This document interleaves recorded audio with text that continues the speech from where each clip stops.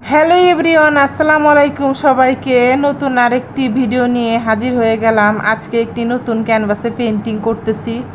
তো আমি প্রথমে ফুলগুলো আঁকে নিয়েছিলাম, তারপরে অর্ধেক ব্যাকগ্রাউন্ড আমি ব্ল্যাক কালার করে নিছি এবং অর্ধেক ব্যাকগ্রাউন্ড আমি নীল কালারের মধ্যে বিভিন্ন শেডে করে নিছি।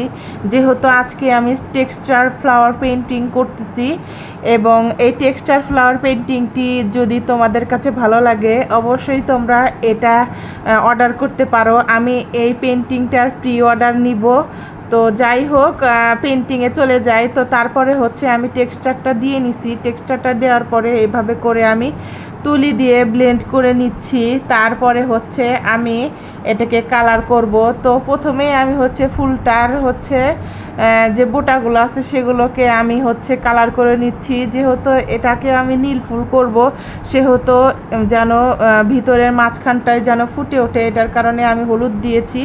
তারপরে আমি পাশ দিয়ে আশপাশ দিয়ে আমি নীল কালার এইভাবে করে দিয়ে নিচ্ছি। তোমরা আমার ভিডিওটি খুব খেয়াল করলে বুঝতে পারবা যে আমি কিভাবে করতেছি। তো এই পেন্টিং আমি এর আগে আর একটা করেছিলাম, ওটা একটুখানি হচ্ছে মিষ্টি কালারের মধ্যে করেছিলাম এবং হচ্ছে পার্পেল কালারে করেছিলাম।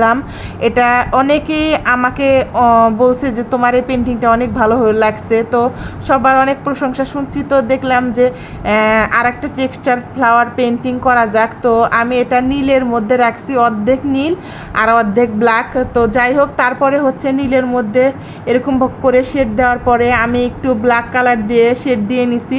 ব্ল্যাক কালার দিয়ে শেড দিয়ে নেওয়ার কারণে কিন্তু আমার পেন্টিংয়ের ফুলটা কিন্তু অনেক বেশি ফুটে উঠেছে।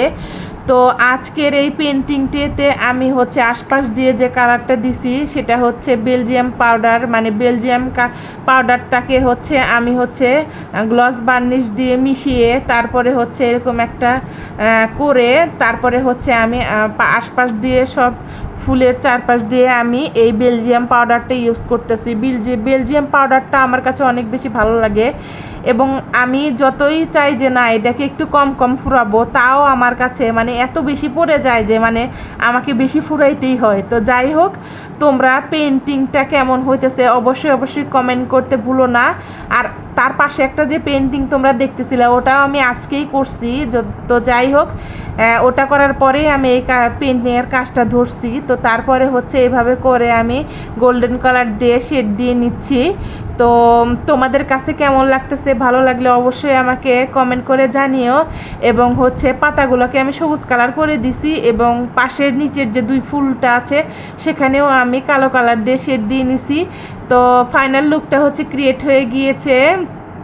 তোমরা যারা এই পেন্টিংটা প্রি অর্ডার করতে চাচ্ছ করে ফেলো। তো পেন্টিংয়ের ডিটেল জানতে হলে অবশ্যই আমাকে ইনবক্স করো, ইনবক্সে যোগাযোগ করো। তো রংধনুর আর্ট বাই জান্নাতের পাশেই থেকো।